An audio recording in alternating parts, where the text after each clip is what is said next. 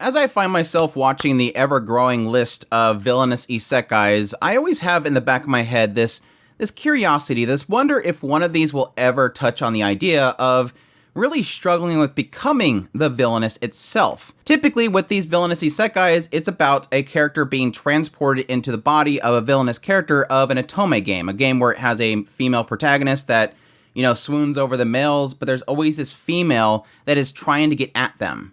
And that's the character they always are. But it always ends up turning into, well, now that I'm here, I'll just fix everything and everybody will be happy. It's never about the struggle that the person themselves face. And as I started watching the most heretical last boss queen, from villainous to savior, I'm really starting to wonder if this one might actually touch on that. Because honestly, when most people see isekai, they shrug and go, okay, another one, and they walk away. And unfortunately, that is becoming true for villainous isekais as well. So I'm always searching for what that special thing about this one's gonna be. And I'm hoping that this can be one that will actually catch most people's attention. But this is my first impressions of the most heretical last boss queen, from villainous to savior, a series that is airing in the summer 2023 anime season, so let's jump into it. The most heretical last boss queen opens up from the vantage point of Pride Royal Ivy. She is the first princess of the kingdom, and at the age of 8, she suddenly has all the memories of her previous life suddenly appear in her mind. In her previous life, at the age of 18, she was in our modern times Japan, excited to go home and play through the first volume of Ray of Light once again.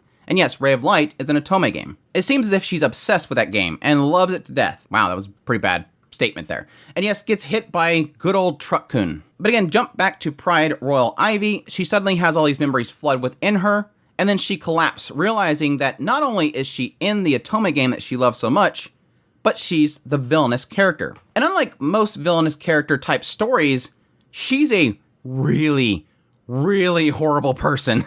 We're talking about somebody that will ultimately, in the end of the story, take down her entire kingdom that she will rule. She will force people to kill their own parents. She's caused the death of countless servants. This person is pure evil. And so yes, the fact that she is Pride really upsets her, enough that she collapsed on the spot. We'll jump forward to her regaining consciousness. Her father actually comes by to visit her. At this point, she questions her father about her sister, which yes, her sister in the story is actually the main heroine of the story itself, Tiara Royal Ivy. This is a character that will eventually rise up with the aid of all the other male interests and then take down Pride. Well, hearing this, her father immediately freaks out, because in this world, everybody seems to have an ability. But the one ability of them all that is the most prized is the ability to see forward into the future. And whoever has this ability passed down upon them will be the next in line for the throne. So obviously, he's surprised by this. Even though she didn't use the ability, she just knows the story. And even Pride herself in the story actually guessed that she had a sister at this point, and that's what put her in line for the throne. But what Pride didn't know, because she wasn't able to see the future, was that her father would then leave that place and get in an accident. But the main character knows the story, and so she immediately opens up the windows and yells out to her father to stop, that he would be in an accident. And then a gust of wind hits her and she nearly falls out, in which she's saved by a servant. And everybody panics by this. Somebody touched the princess. And thus, because she's always been a cruel princess, she's probably going to have this person killed. But this is the point in which, me personally, I'm starting to get interested in this story. Because the character at this point, as Pride, becomes sorrowful. Realizing everybody's afraid of her, they're terrified of her, and she knows exactly why they're terrified of her.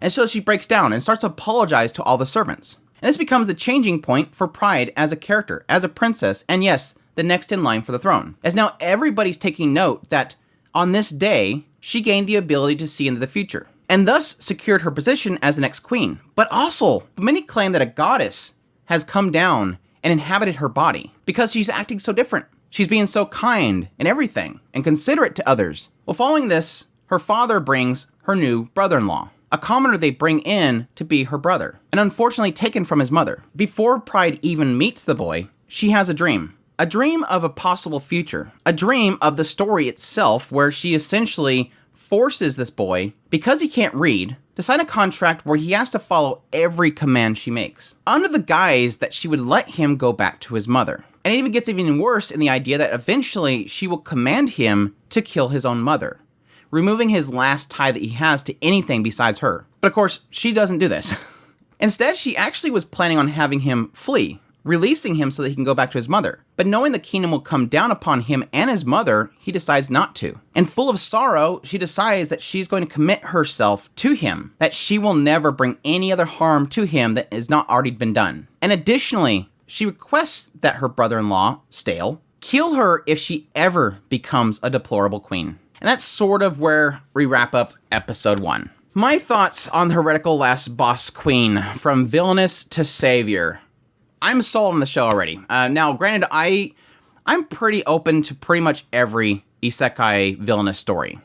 Even ones that are sort of feeling like isekai villainous stories, like the one we had last season with Raeliana. I really do enjoy the different flavor that a Tome game isekais give versus most other isekais. Yes, a majority of that reason is because it's a female lead rather than a male lead. It's less focused on building a harem and more focused on story. Most isekais with a male lead is so focused on each episode get a new harem member. That's not really the case with Itome games. Yes, they do have a lot of male love interest, but it's typically not so focused on that. Now, like I said at the very beginning, my biggest kind of hook here that I'm getting already with this first episode is this emphasis on what Pride will eventually become. Most isekais, Itome games, Villainess is they're pretty much brought in there before they cause any damage. Now, with Pride herself, at the age of 8, they're already insinuating that she has caused the death of servants. So at least she's done some terrible things already. I'm sure eventually we might actually see where she has done worse stuff. But she's sort of at the point now where she's just before she causes horrendous acts, but she's also after she's caused certain acts. And I think this helps have the character themselves sort of have a little bit of weight placed upon her heart. She is a nasty person. Anytime she kind of gasps realizing something, all of her servants cower. They're afraid. Here we go. Here it comes. What is she going to do now? Which one of us is going to go to the guillotine? It's pretty much the sense that you're getting already. But additionally, now here's the hook. Now, I could be completely wrong here. The hook that I'm getting right now is I almost feel like Pride herself, as with the character inside of Pride, is sort of feeling that mixture of the two memories. And additionally, almost this drive to do wrong. And that's sort of what I got an indication from with the PV itself, and that was additionally something that I'm already feeling. And I really do hope that's the direction that it takes it. Pride every night is having horrendous dreams. These are dreams of acts that Pride will eventually cause. Like with Stale, her brother-in-law. The dream that she has is forcing a commoner who can't read to sign a contract to obey every command she has, and additionally to kill his own mother. And of course she's not going to do it, but there's still a feeling there that she is being brought down because of it. These are horrendous actions that are literally driving her to be an emotional wreck. I wasn't sure at first. When she first apologized to the servants, I was like, okay, is this her realizing how real that story was? Is this her realizing her own actions? Yes, her own actions as Pride. This is the thing that always bothers me with every isekai where somebody is placed into the body of somebody else, is that other person gets completely erased. I like it more whenever you have the character themselves is becoming the character. They feel the life of the person before them. They feel the memories, the hatred, and yes, the driving force. And I sort of have a feeling that the story could possibly go in a direction where constantly the old Pride is trying to make her fall, is trying to make her what she wants her to be. That would be super fascinating, and I'm already feeling that again based on what I'm seeing already. And ultimately, that's what makes, right now, the biggest hook for me. Additionally, the fact that I like the character design of Pride. I really do. Like, when I first heard this was getting an anime adaptation, of course, I immediately thought of mine from A Sentence of Bookworm. I was like, holy crap, is this like a spin-off of A Sentence of Bookworm? No, it's not A Sentence of Bookworm. But I do like her design and everything. I think it's really fantastic. I will say, so far, they're doing a good job of side characters themselves. The father himself is pretty awesome. He's voiced by Paul from Mushoku Tensei Officer Incarnation. I caught that immediately. Stale was okay. I really do like how he's so adult for his age. He's so mature for his age. It's really something that throws everything back into Pride's face. Like, this boy has thought of everything.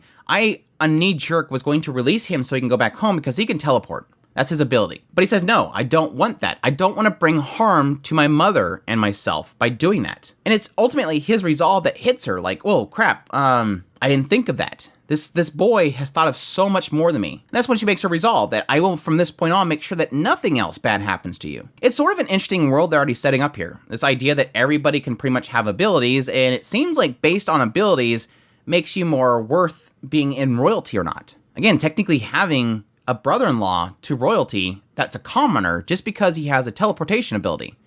And it even says the idea that also if I go home and I just flee, they'll take one of my friends.